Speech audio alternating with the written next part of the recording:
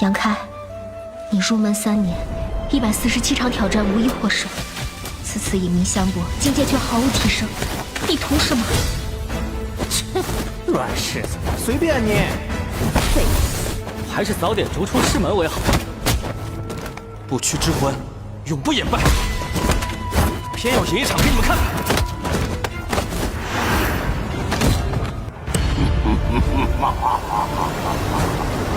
好一个不屈之魂！这躯壳我就先收下了。Hai, selamat datang kembali di channel Min Donghua. Kali ini kita akan melanjutkan cerita Donghua, Martial Peak. Nggak pakai lama lagi, langsung aja kita ke ceritanya. Check it out. Pada saat ini, Gui Chen dan Yue Xi menyerah dan ingin menjauh dari lelaki tua aneh ini. Namun tiba-tiba kekuatan tarikan yang gila tiba-tiba datang dari tubuh lelaki tua itu. Tubuhnya seperti berubah menjadi rawa dalam sekejap, sehingga membuat Gui Chen dan Yue Xi terperangkap di dalamnya, bahkan tidak mampu melepaskan diri. Saat berikutnya, mereka berdua merasakan energi suci mengalir keluar dari tubuh mereka dengan cepat, dan terus-menerus mengalir ke tubuh lelaki tua itu, sehingga mereka berdua ketakutan. Dan Yue Xi berteriak tak terkendali. Saat orang tua itu menyerap kekuatan kedua orang itu, kulit lelaki tua itu menjadi semakin cerah, seolah-olah dia telah mendapat banyak nutrisi. Dan bahkan ubannya secara bertahap menjadi berkilau dan gelap. Kemudian lelaki tua itu menyeringai dan tersenyum misterius pada mereka berdua. Saat itulah aura yang sangat berbahaya muncul dari tubuh lelaki tua itu. Saat aura itu menyebar, semua orang gemetar dan menghentikan gerakan mereka. Sepertinya ada suara hantu dan serigala yang melolong di telinga semua orang. Saat ada hembusan angin, bahkan nafas lelaki tua itu sendiri membuat semua orang merasa seperti jatuh ke api penyucian 9 meter. Dan mengalami penyiksaan mental yang lebih buruk dari kematian. Dua hal kecil yang terlalu meremehkan orang. Ya, saya belum pernah melihat pemandangan semarak ini selama bertahun-tahun. Jadi saya akan mengampuni nyawa kalian kali ini. Jika kalian berani melakukannya lagi lain kali, kalian akan dihancurkan menjadi berkeping-keping. Lelaki tua itu tersenyum muram.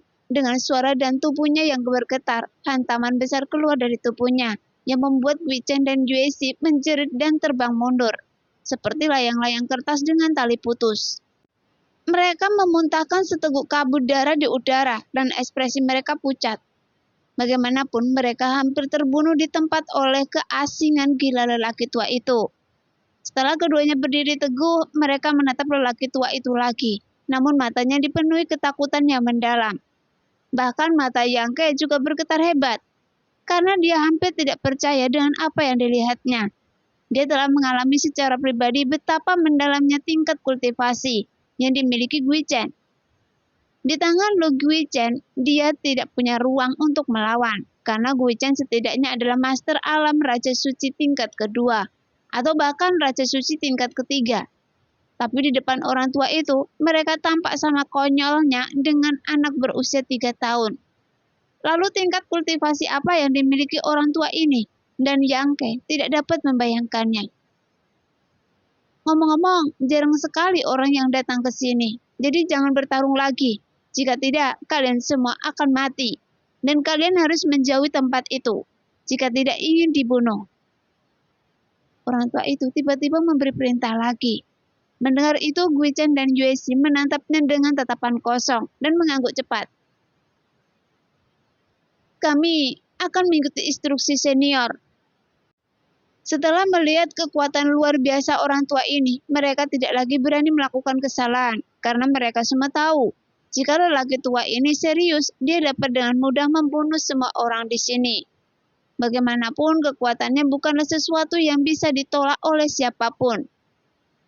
Hei, kematian tidak bisa disia-siakan, jadi saya membiarkan kalian masuk. Orang tua itu sepertinya bergumam pada diri sendiri. Dia melemparkan tangannya dan sebuah panji hitam besar tiba-tiba muncul. Banyak sosok manusia dan binatang yang sangat halus muncul di dalamnya. Siluet manusia dan binatang itu jelas merupakan jiwa dan roh. Mereka semua terikat pada Panji, seolah-olah mereka telah kehilangan kesadaran dan berubah menjadi hantu yang haus darah dan kejam. Panji besar berkibar tertiup angin, dan suara tangisan hantu dan lolongan serigala menembus langit dan bumi. Kemudian tubuh spiritual tembus pandang muncul dari tubuh para prajurit yang mati. Mereka sepertinya dipanggil oleh suatu kekuatan yang tidak diketahui, dan mereka semua bergegas menuju Panji besar itu. Setelah beberapa saat, Panji gelap menerima jiwa dan roh dari 30 atau 40 prajurit.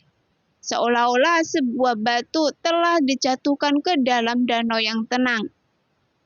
Riak muncul di permukaan Panji hitam pekat, dan jiwa-jiwa kebencian yang awalnya terikat di dalamnya melonjak seperti orang gila, berjuang untuk melahap jiwa-jiwa baru yang masuk, sehingga terdengar bunyi klik saat mengunyah yang tidak ada habisnya, yang membuat menyentuh hati orang.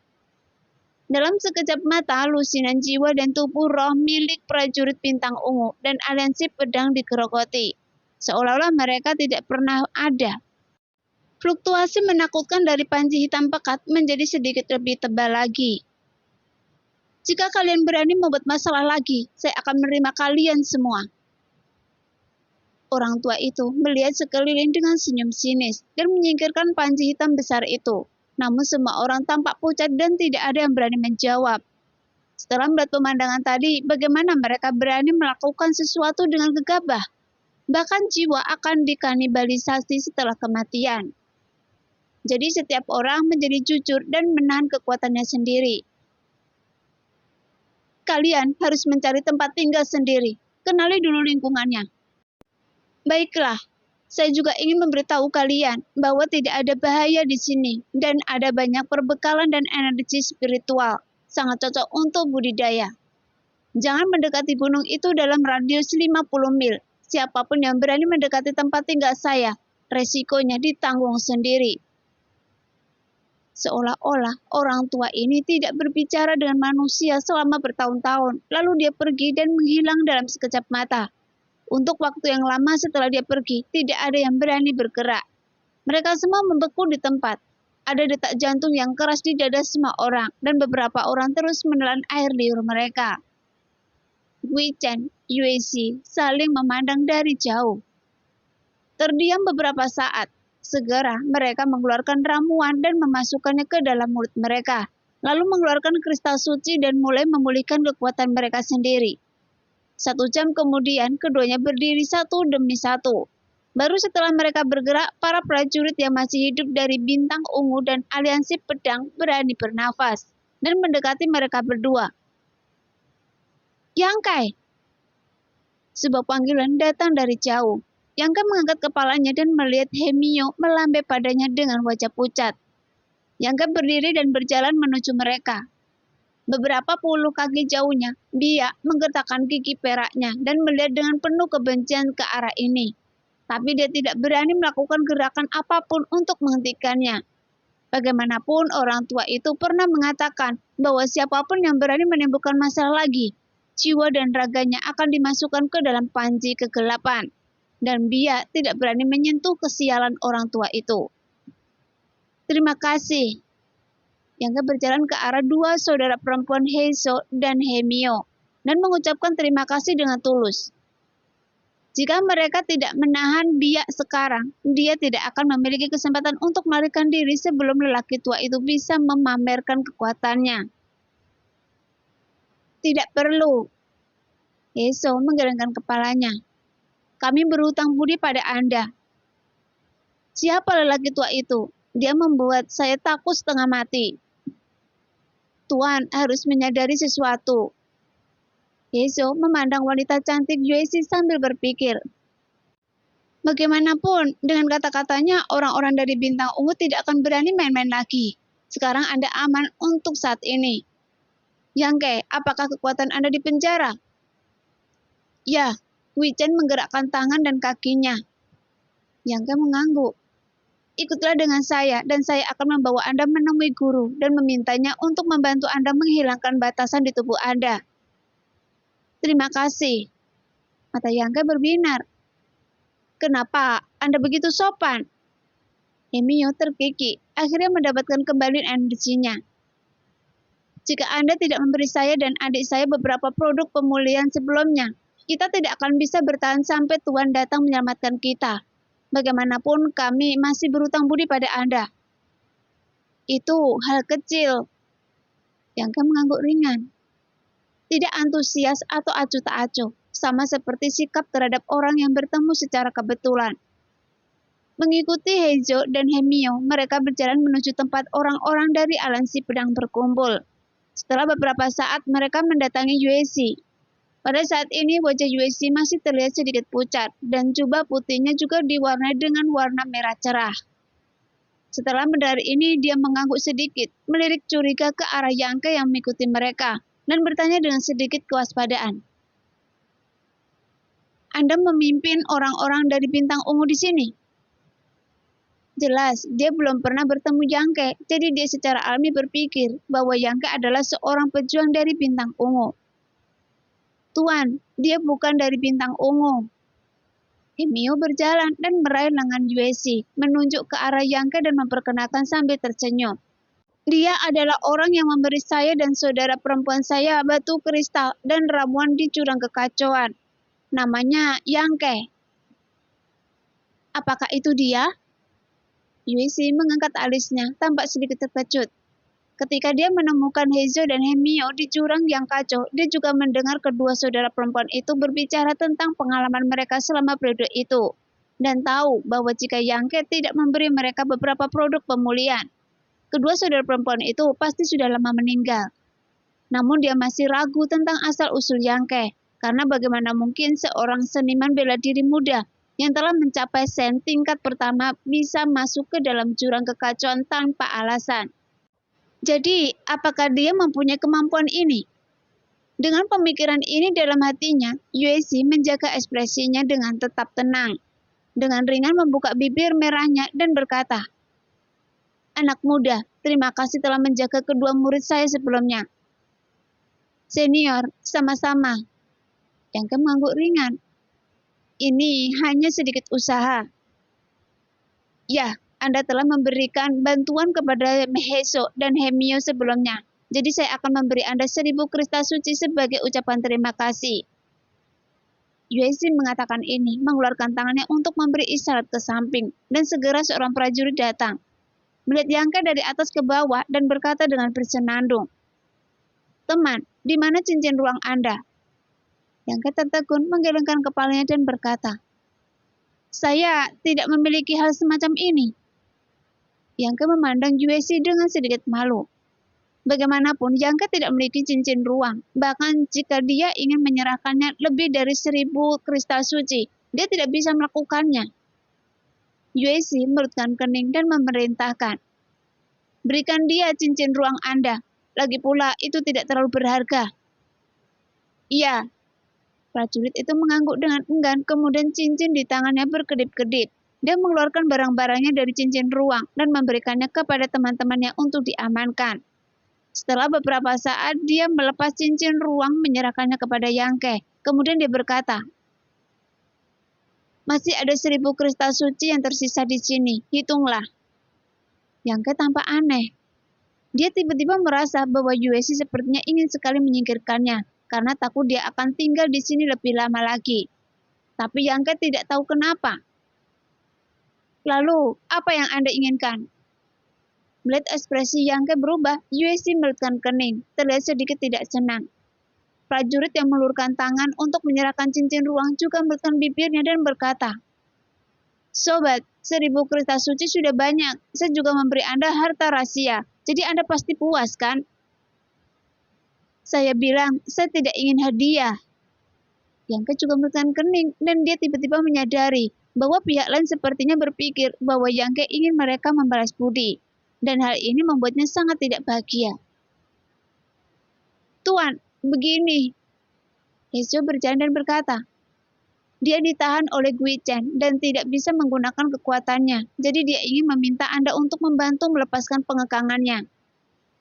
Yueshi memandang Yangke dengan heran, lalu menyapu dengan pikiran spiritualnya untuk memastikan, dan kemudian berkata, "Biarkan saya melihatnya." Saat dia mengatakan itu, dia meluruskan tangan dan menunjuk ke arah Yangke. Namun meskipun Yangke tidak bergerak, meskipun pihak lain salah paham dan membuatnya sedikit tidak senang, hal yang paling penting adalah menghilangkan batasannya sendiri saat ini. Jadi, dia bekerja sama dengan Pato. Segera jari Yueshi menunjuk ke dahi Yangke dan aliran energi mengalir dari jari itu ke tubuh Yangke. Untuk beberapa alasan, Yangke tiba-tiba merasakan perasaan aneh. Tempat di mana energi melonjak menjadi sangat nyaman dan seluruh jiwanya menjadi rileks tanpa sadar. Saat berikutnya, ekspresi Yangke berubah, seolah-olah disambar petir. Tubuhnya sedikit gemetar dan dia mundur beberapa langkah, menghindari jari Yueshi dan menatapnya dengan muram.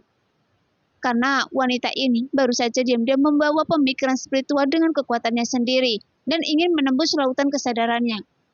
Jika Yangke tidak bereaksi dengan cepat dan menyegel lautan kesadaran, Yangke akan memperkirakan bahwa rahasia di lautan kesadarannya akan terungkap di bawah hidungnya. Di lautan kesadaran Yangke ada teratai penghangat 6 warna, api kesadaran dewa, dan mata iblis penghancur dunia yang telah terintegrasi dengannya. Tidak peduli apa, dia dapat menyembunyikannya dengan sempurna di waktu biasa. Tapi begitu seseorang memata-matainya dengan lautan kesadarannya, dia tidak bisa menyembunyikannya. Tidak peduli apa tujuan Yueshi, itu sudah melanggar prinsip Yangke. Jadi dia segera menghindarinya. Ada sedikit keterkejutan di wajah cantik Yueshi, seolah-olah dia tidak menyangka indera Yangke begitu tajam sehingga dia bisa mendeteksi gerakannya.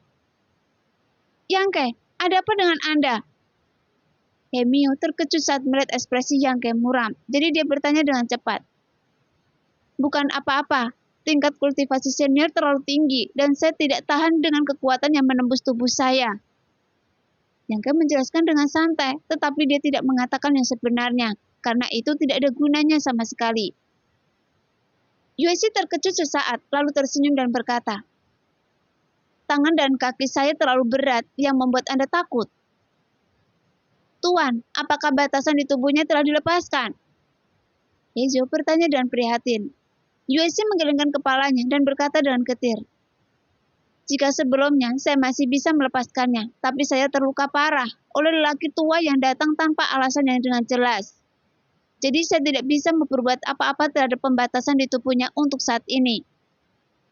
Heizo dan Hemio tiba-tiba mengungkapkan sedikit kemarahan, melihat Yangke dengan ekspresi kecewa. Kedua saudara perempuan itu tampak menyesal. Bukan apa-apa, lupakan saja jika Anda tidak bisa melepaskannya. Yangke tidak kecewa sama sekali. Dia melulurkan tangan dan mengambil cincin luar angkasa dari tangan prajurit di sebelah Yueshi. Menangkupkan tinjunya dan berkata, bagaimanapun terima kasih senior atas kebaikan dan kemurahan hati Anda.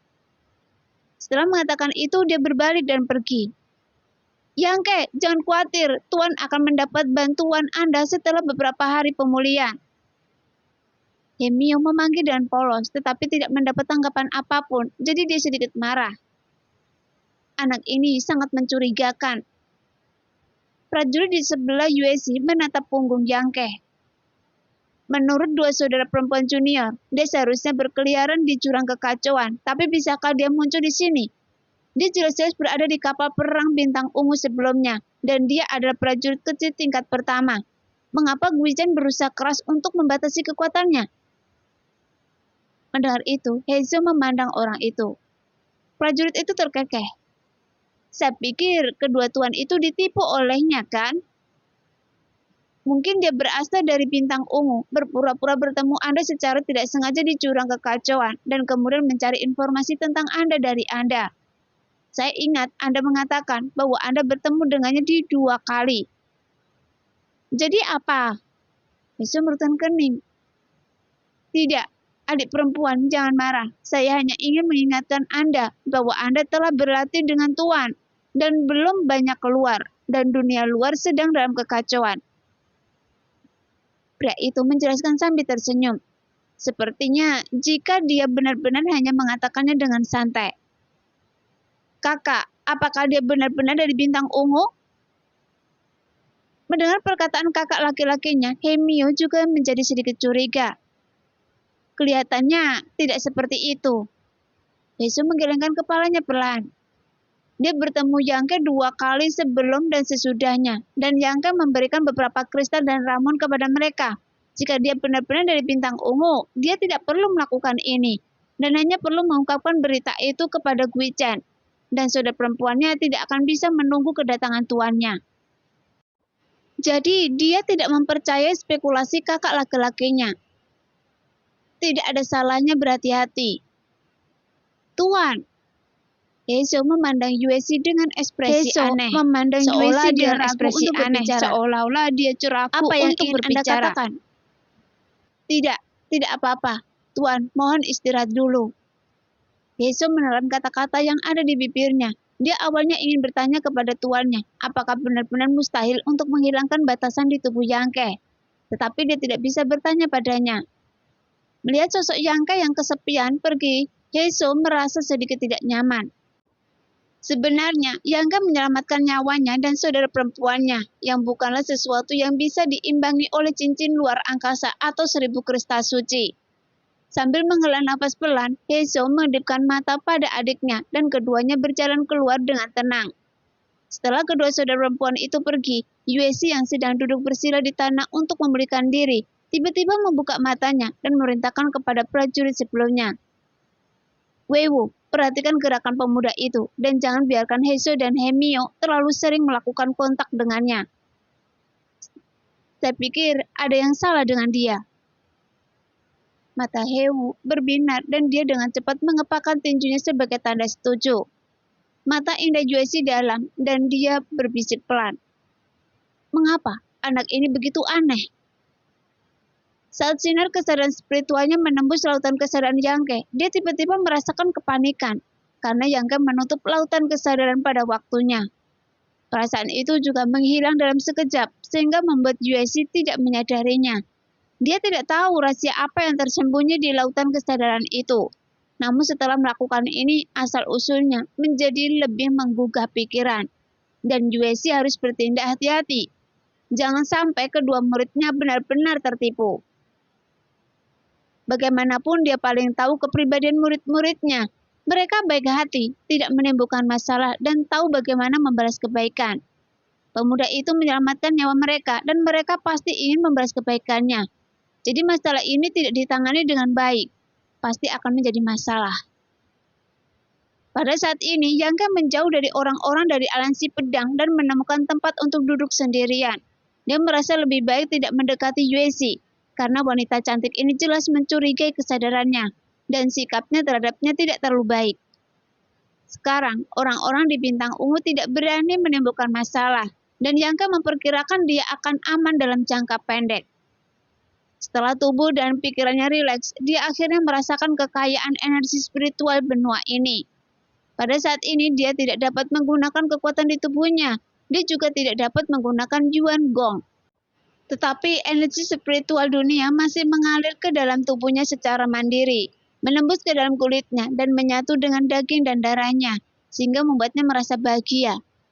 Meskipun benua tersuspensi ini tidak dapat dijelaskan dan aneh, tapi benua ini memiliki pegunungan yang indah dan air yang jernih. Pemandangan yang indah dan aura yang memikat. Langit di atas seluruh benua ditutupi lapisan kabut tebal yang terkondensasi dari energi spiritual yang cukup kuat, sampai batas tertentu. Mata air jernih yang mengalir dari gunung tak jauh dari situ juga manis dan jernih, serta memiliki fungsi yang sangat bergizi. Tampaknya mata air jernih tersebut bukanlah air biasa, melainkan cairan spiritual. Adapun dua kekuatan aliansi bintang ungu dan aliansi pedang dengan total hampir 100 prajurit berada dalam masalah. Setelah pertempuran besar, para prajurit dari kedua belah pihak menemukan posisi masing-masing dan bermeditasi untuk pulih. Tak lama kemudian, mereka terkejut saat mengetahui bahwa di benua yang ditangguhkan ini, kecepatan pemulihan mereka beberapa kali lebih cepat dari biasanya. Karena energi spiritual di sini begitu melimpah. Mereka semua sangat bersemangat, berpikir bahwa mereka akan diberkati. Jika selama dari bencana tersebut, mereka akan bekerja keras untuk menyerap energi spiritual dunia sekitar mereka. Hanya saja langit yang berwarna-warni dan aneh ini membuat orang merasa tidak nyaman. Karena langit dipenuhi kabut warna-warni, sehingga matahari, bulan, dan bintang tidak terlihat. Benar-benar berbeda dari tempat tinggal para pejuang ini sebelumnya. Sehari kemudian, sebagian besar prajurit hampir pulih. Mereka juga membawa banyak ramuan dan dengan bantuan energi spiritual yang kaya di tempat ini, luka ringan mereka pada dasarnya telah sembuh. Gui Chen dari Bintang Ungu tiba-tiba datang ke aliansi pedang di bawah tatapan permusuhan dan waspada dari sekelompok prajurit dari aliansi pedang. Namun Gui Chen berjalan menuju Yueshi dengan ringan. Merasakan suara langkah kaki, Yueshi perlahan membuka matanya. Ketika dia mendekat, dia bertanya, "Apa yang Anda lakukan?" Gui Chen menunjuk ke puncak gunung tidak jauh dari Gui Chen menunjuk ke puncak gunung tidak jauh dan menunjukkan sesuatu. "Apakah Anda penasaran dengan identitas senior itu?" "Jadi bagaimana jika saya penasaran?" Yueshi tampak acuh tak acuh dan tidak menunjukkan minat. Tapi bagaimana mungkin dia tidak penasaran? Dia telah berpikir keras sepanjang hari, memikirkan identitas lelaki tua itu, tetapi tidak dapat memahaminya. Jadi dia percaya bahwa Yueshi juga memikirkan masalah yang sama.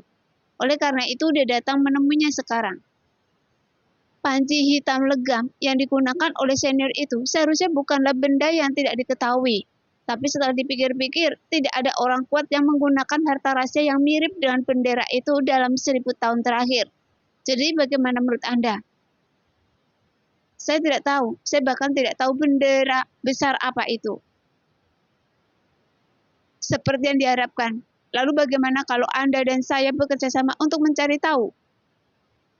Bergabung dengan Anda? Yueshi mengerutkan bibirnya dengan jijik. Bukankah itu berarti mencari kulit harimau? Jangan katakan itu. Gui Chen tidak peduli.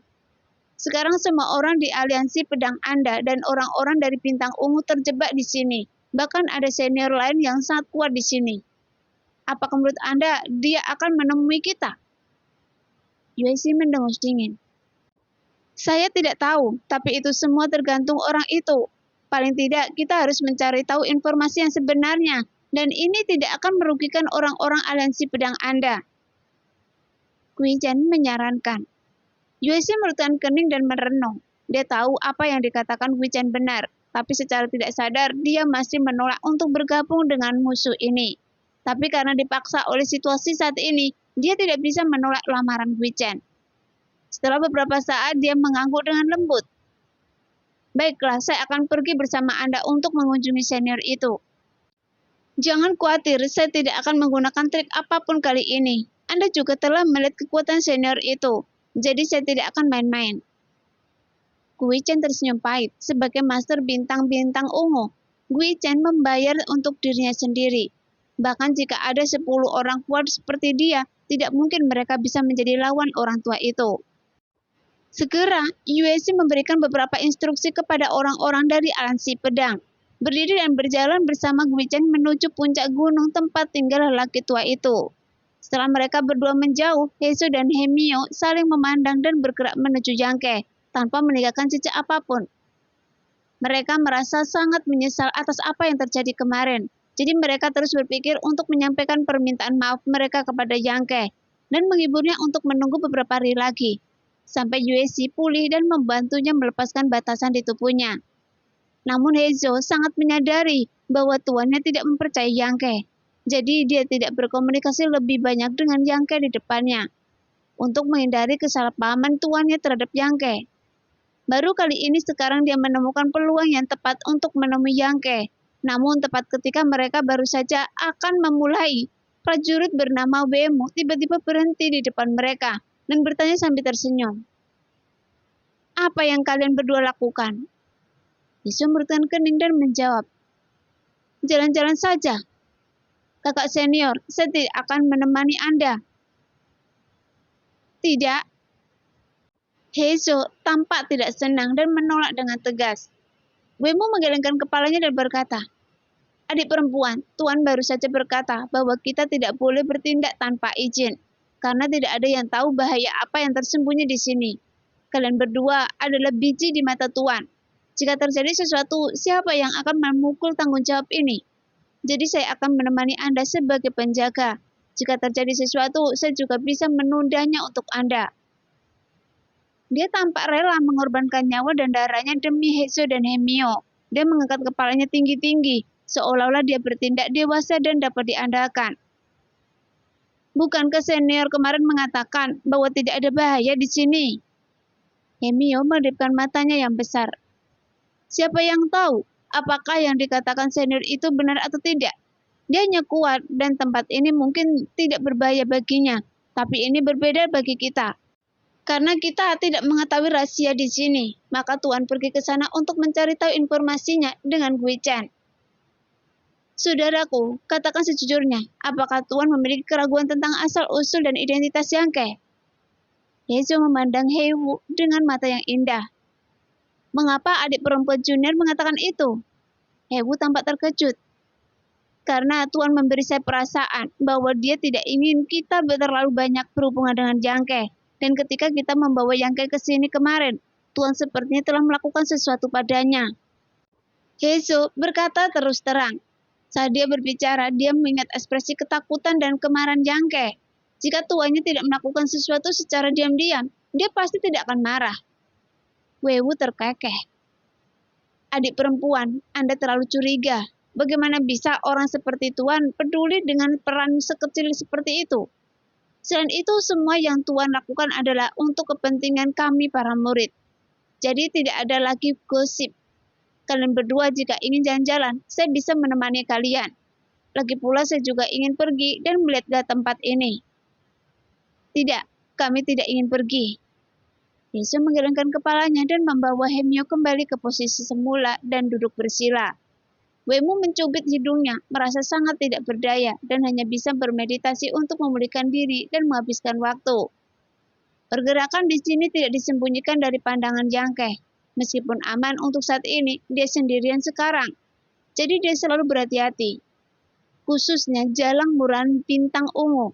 Bagaimanapun Biak telah mengincarnya. Jika bukan karena intimidasi dari lelaki tua misterius itu, dia pasti sudah menyerangnya sejak lama. Jadi dia telah memperhatikan pergerakan kedua prajurit itu. Dan Yangke melihat Gui Chen dan Yueshi bergandengan tangan. Dia juga melihat Heizo dan Hemio mencoba untuk datang ke sisinya. Tetapi dihentikan oleh prajurit laki-laki. Meskipun dia tidak mengetahui detailnya, dia samar-samar menebak beberapa situasi. Namun tiba-tiba terdengar suara aneh tidak jauh dari sana. Jadi Yangke menoleh dan melihatnya. Kemudian ekspresinya terkejut muncul di wajah Yangke, dan dia segera berdiri dengan ekspresi aneh. Kemudian mendekat ke arah itu. Setelah beberapa saat dia sampai di semak-semak dan berteriak. Sentuh? Segera kepala sentuh muncul dari sisi semak, diam-diam melambai ke Yangke dan kemudian dengan cepat menariknya kembali. Yangke tertawa terbahak-bahak, berjalan ke arahnya dan merutkan kening. Apa yang Anda lakukan? Menghindari orang-orang itu. Sentuh menjawab dengan suara rendah. Saudaraku, senang bertemu dengan Anda. Saya pikir kita berdua akan mati kali ini, tapi saya tidak menyangka kita berdua selamat. Jadi kita sangat beruntung. Setelah mengatakan sesuatu, dia tersentak dan menjadi pucat. Baru kemudian Yangke menyadari bahwa luka yang diderita orang ini dalam bencana kemarin jauh lebih serius daripada lukanya sendiri. Ada genangan darah merah tua di perutnya. Pakaiannya robek dan jelas ada sesuatu yang menembus tubuhnya. Dan kemudian dia menariknya keluar dengan paksa, sehingga ada bekas daging dan darah di wajah perseginya. Membuatnya terlihat sangat ganas. Anda agak sengsara. Yangke berjongkok, sentuh, terlihat getir dan berteriak. Sialan, awalnya saya tidak berpikir itu tidak apa-apa, tapi setelah Anda mengatakan itu, saya tiba-tiba merasa sedikit sedih. Mengapa Anda tidak terluka? Itu hanya keberuntungan. Apa yang Anda lakukan hingga seperti ini? Yangke mengangkat bau. Bagaimana saya tahu? Saya mengalami koma ketika kapal perang itu dihancurkan. Ketika saya bangun, saya menemukan bahwa saya sudah ada di sini. Untungnya, pecahan kapal perang itu tidak menembus organ vital saya. Jika tidak, Anda akan mengumpulkan tubuh saya. Sentuh berceloteh, nyengir dan berkeringat kesakitan. Apakah Anda tidak meminum ramuan? Yangke bertanya dengan kaget. Melihat penampilan Sentuh, sepertinya dia belum pulih dengan baik. Barang-barang saya telah lama dirampok oleh binatang buas dari bintang ungu. Jadi di mana saya bisa menemukan obat mujarab? Bahkan harta rahasianya pun hilang. Jika saya memiliki harta rahasia itu, keadaan saya tidak akan seperti ini. Saudaraku, apakah Anda memiliki ramuan suci? Yangke mengangguk dan berpura-pura mengambil sesuatu dari cincin ruang di tangannya. Tetapi sebenarnya dia mengeluarkan ramuan suci penyembuhan dari buku ajaib. Hei, pil suci dengan pola ramuan. Mata Sentuh berbinar dan dia meminum pil suci dengan suara rendah. Setelah meminum ramuan suci, dia tersentak dan berkata, "Beri saya waktu dan saya akan bisa pulih. Anda bisa bermeditasi dan saya akan menjaga Anda." Sekarang dia dan Sentuh berada di garis depan yang sama, jadi yang bisa membantunya dengan sedikit bantuan. Apakah Anda ingin menjauh? Sentuh melihat ke kejauhan dengan sedikit khawatir. Bagaimana jika seseorang dari bintang ungu atau aliansi pedang mengetahui? Jangan khawatir, mereka tidak berani main-main sekarang. Apa maksud Anda? Sentuh sangat bingung. Dia sepertinya tidak tahu apa-apa tentang lelaki tua yang muncul kemarin. Dia mungkin masih koma ketika lelaki tua itu muncul. Jadi Yangke segera menjelaskan secara singkat apa yang terjadi pada lelaki tua itu. Sentuh mendengar ini, ekspresinya berubah dan dia berteriak. Jadi, bukankah lelaki tua itu setidaknya memiliki tingkat kultivasi alam kembali ke kekosongan? Bahkan mungkin lebih tinggi. Dia bergumam pada dirinya sendiri, tapi ekspresinya menjadi sangat menarik. Nah, demikianlah cerita hari ini. Terima kasih yang sudah menonton video Min Earth sampai selesai. Sampai jumpa di video selanjutnya. Bye-bye.